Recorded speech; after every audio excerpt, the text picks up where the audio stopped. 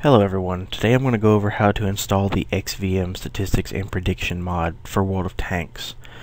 It's fairly simple to do. There's only a few things you need to download and copy and paste, and then you're done, ready to go. So first, let's start off by you'll need to bring up your internet browser, and you'll need to go to Doken's what's called Doken Library's website. I'll provide links to each place you need to go in the description below the video.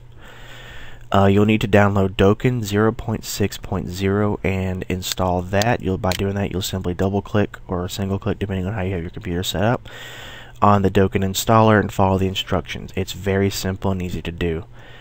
Once that's done, you will need to go to XVM's website. This one that I use here is the, my opinion, the best one. I'll provide links to this website. You'll need to download the the most recent XVM stat and the XVM.zip. Excuse me. Once you download these, you'll also need to download the clan icons for whatever region you're in, if you want them. I do because it's easier to identify everybody. So you'll download each of these from their respected link. You just click on the link here and then here, and it'll download it. Once that is done, we can start getting XVM put on to World of Tanks. So you'll need to go into your Start menu, to Computer, over to the your local disk, find Games, go to the World of Tanks folder. Make sure it's not the the common test folder, but the regular main folder. Now you're in the main folder. This is where your first bit of installation comes in. You'll need to scroll down to the bottom where there's not any folders showing, so you don't accidentally copy something into a folder. And take the XVM stat RAR file here and drag it into the World of Tanks folder. It'll move itself into there, and then you can simply right-click on the RAR file and click Extract here. That will create a few icons and a couple README files, such as the XVM stat application file, which will come in handy down, which we'll go over later in the video. That part is now done. What you'll need to do now is scroll back up to the top so your folders are showing. I'm going to move this over here.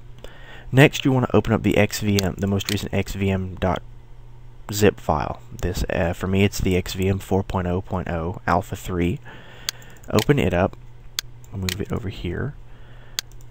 Now you'll see the ResMods folder, which is identical to the one in World of Tanks currently. So you'll go into the ResMods folder in World of Tanks and into the most recent update. For me, it's 8.5. And open that. As you can see, there's just a README in here. So now we'll go back over to the RAR file, go into ResMods, into 8.5. We are going to ignore the XVM folder here for now. Matter of fact, we're not going to use it at all. So you'll go into the 8.5 folder in the RAR file, and you'll see this GUI folder. You'll want to click and drag that into the 8.5 folder that we're currently in the World of Tanks main folder. It'll copy over all the files needed. Now XVM will work correctly. However, there's a few extra steps you can take to get the best experience from XVM. So we're done with the XVM 4.0 Alpha here folder, so we can close that out. And now we'll go into the GUI folder in the 8.5 folder here. It'll have Flash. That's fine. We're not going into that right now. You'll open up the clan icons RAR file that we downloaded. Go into ResMods, and now we have the clan icons folder.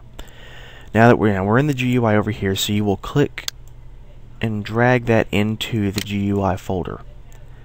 Now there's a lot of clan icons. This will take a little bit of time to copy over. So for now, we're going to minimize that while it finishes up, copying that into the GUI folder. The last part we're going to go over is creating an XVM config file for the best experience here. Again, this link will be provided in the video, or the description below. This is my personal configuration file. You can use it or leave it. It's up to you, or you can make your own. What I do is, obviously, this is my personal one. It's for 8.5. The hangar, you want to enable the Show Per Vehicle Efficiency column box. That just shows your personal efficiency rating with each tank you've ever played with under the service record area. Battle, there's nothing you want to mess with here. Just leave it as it is. Markers, this one is important. It starts out looking as you see it here. Vehicle class and these things are enabled. You'll want to click and make sure the enemy box is enabled. That was my cat, sorry.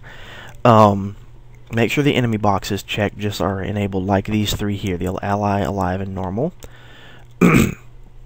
You'll make sure the vehicle class is enabled. That is what shows IS-3.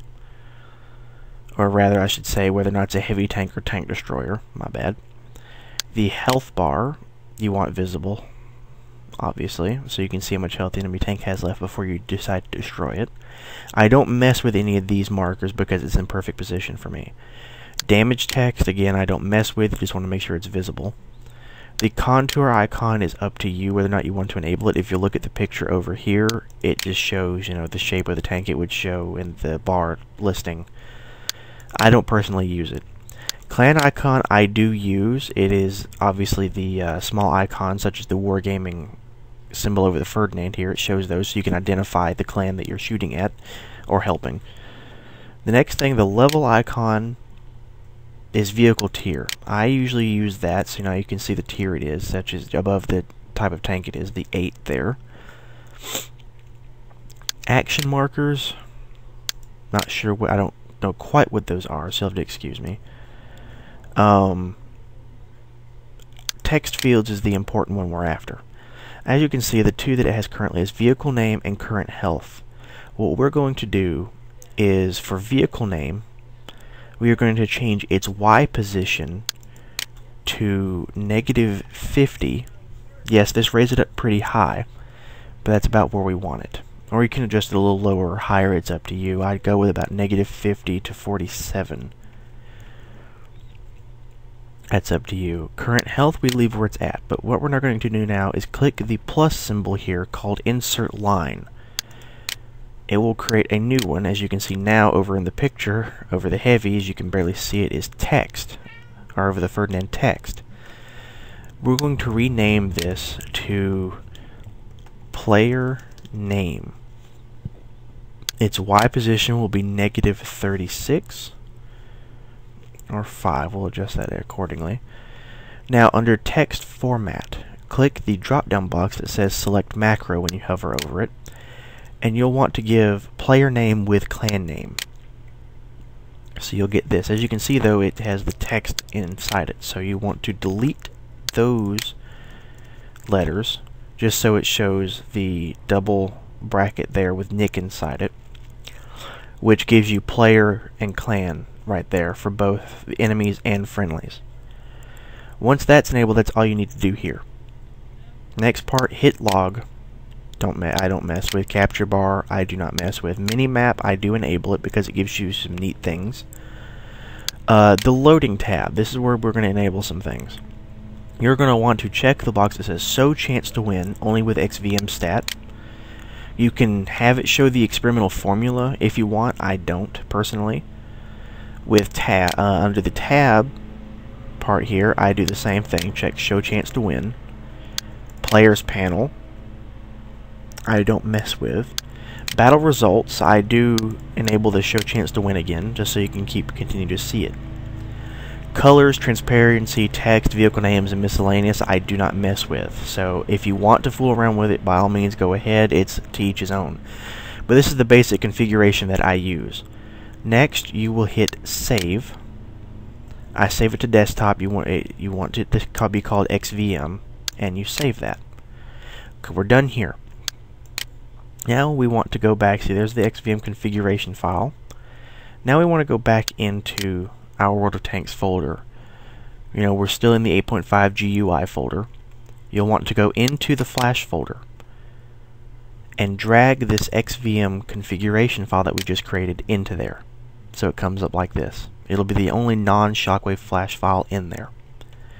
Once you do that, you are pretty much done. But you need to go back out to the World of Tanks main folder right now. And down here at the XVM stat application icon that you get, This is the icon you're going to have to use to initialize World of Tanks from now on to be able to make XVM work correctly. What I do is right click on it and have it create a shortcut.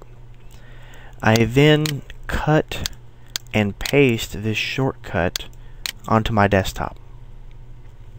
Now normally it has an icon. That may be because it's the newest version, or it could be that my computer's not going to give it the icon right now. But once that is created, you can drag that to wherever you want it on your desktop, but you will use this shortcut from now on instead of the main World of Tanks shortcut. I hope that this tutorial has helped everybody understand how to install XVM and how to get it to work. If you have any questions, please feel free to message me on YouTube or on World of Tanks. You can find me, I am Delta4096, the commander of the United Armor Command. Thank you and goodbye.